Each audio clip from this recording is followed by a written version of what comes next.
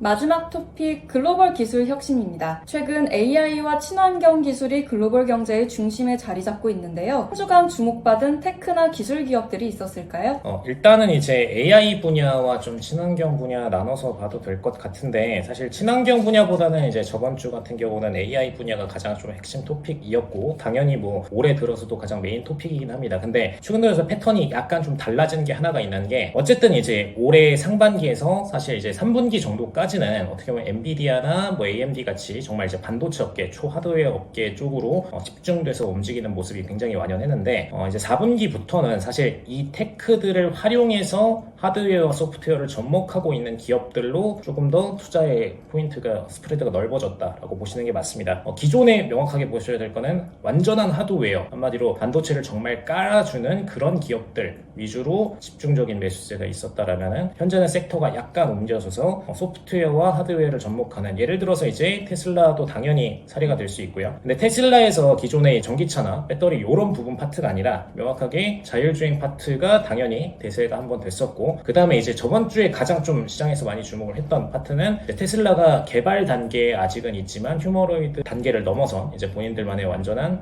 자동화 로봇 부분에 대해서 시장에서 집중을 하고 있는 상태였죠. 그 다음에 팔란티어 같이 사실상 이제 소프트웨어를 현재 국방 기술에 쓰이고 있는 뭐 위성이나 이런 디바이스에 접목하는 형태의 산업, 이렇게 세 가지 부분이 굉장히 좀 시장에서 많이 주목을 받았었는데, 일단 어쨌든 테슬라가 두 가지 토픽을 다 주도를 하고 있어요. 그래서 테슬라부터 좀 얘기를 드리면, 어쨌든 이제 테슬라는 전기차나 배터리 부분을 집중적으로 연구를 해왔던 기업이었고, 근데 이제 이건 사실 과거 산업입니다. 테슬라 입장에서는 거의 2004년부터 계속되어 왔던 이 흐름 중에서 본인들만의 전기차 배터리 기술 개발, 그 다음에 실질적으로 상용화까지도 진행을 했었고, 근데 이제 2019년도 이후부터는 본격적으로 본인들의 시장이 계속해서 감소해 오는 걸 느껴왔어요. 왜냐하면 중국의 전기차랑 중국의 배터리가 성장하는 모습 때문에. 그래서 그 과정에 있어서 다음 동력으로 삼았던 게 이제 자율주행 모델이고요. 자율주행 모델을 통해서 지금 본인들만의 영역을 구축하고, 그 다음에 다른 기업들 대비해서 조금 더 초격차 만드는 기술들을 오픈하고자 하는 모습을 보였습니다. 그래서 이제 저번에 트럼프 정부가 들어서기 직전부터 본인의 자율주행 택시라던가 자율주행 운전 형태의 그런 브리핑들을 진행을 했던 거고요. 근데 중요하게 좀 보셔야 될 게, 이제 자율주행 기술 같은 경우에는 테슬라만의 독단적인 기술이 절대 아니에요. 많은 분들이 알고 계셨겠지만 구글에서도 과거부터 개발을 해왔었고, 그 다음에 뭐 중국 전기차들도 이런 부분들에 대한 기술 개발, 그 다음에 중국 IT 기업 바이두 같은 기업들도 이 기술 개발을 해왔었습니다. 그래서 사실 기술의 격차를 좀 보자라면은, 자율주행 파트에서 테슬라 같은 경우는 빠르면 2025년도, 늦어도 2026년도에 본인들의 자율주행 모델을 상용화 형태로 발표를 하겠다, 이렇게 지금 언급을 해놓은 상태인데, 불가능의 수치는 아니라고 봅니다. 분명히 가능한 수준이라고 보여주는데, 사실 테슬라가 얼마나 빨리 하느냐 못하느냐의 문제는 아니고요. 오히려 지금 문제가 된다라면은 이제 중국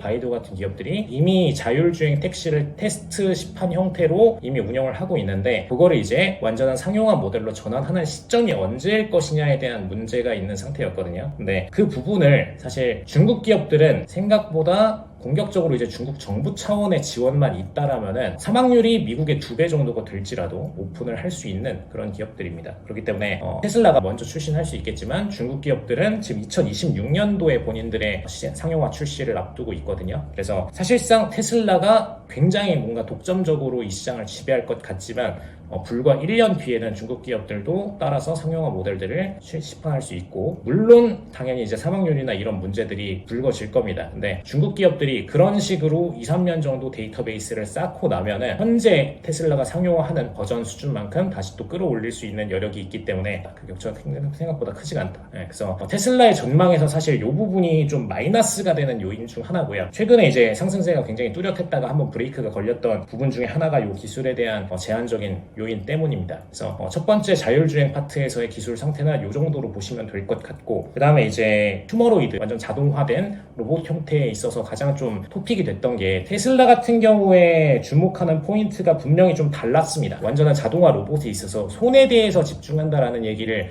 굉장히 IT 기업가들도 호전적으로 보고 있죠. 이 손에 대해서 집중한다는 것이 굉장히 다른 관점의 접근이다라고 보고 있는 편이고요. 사실 오히려 로봇에 대해서는 테슬라가 다른 기업들 대비해서 3년 30년 이상 격차를 앞서갈 수 있다라고는 보고 있습니다. 왜냐하면 지금 최근 들어서 경쟁사들의 모델을 보면은 보행이나 이런 모델들은 굉장히 좀 유사하게 가져가고 있는데 테슬라가 오히려 더디면 더뎠지 그 회사들보다 보행에 있어서는 더 빠르다라고 보기는 어려울 것 같아요. 근데 기술 업데이트 속도가 분명히 빠른 것도 있고 손 핸드 움직임에 대해서만큼은 정말 독보적으로 이제 11개의 축을 이용해서 본인들만의 기술을 구축하는 굉장히 사람과 유사한 모델의 형태의 움직임을 구현을 하고 있습니다. 그리고 거기에 플러스로 최근 들어서 이제 테슬라에서 게시했던 영상을 보면은 가속도 모터 형태의 움직임을 굉장히 잘 구현한 모습을 보실 수가 있어요. 이 가속도 모델이라는 거는 한마디로 기존의 로봇 같은 경우에는 정말 1차원적으로 그냥 단순한 벡터 형태의 움직임을 동일한 속도로 보였다면은 이제 가속도 모델을 적용한 테슬라의 로봇의 움직임을 보시면은 날아오는 공을 인지하고선 순간적으로 가속을 해서 공을 잡거든요. 약간 야구 선수 같은 느낌으로 그렇게 잡는 모습은 원래 현대 기술에는 지금까지는 잘 없던 방식입니다.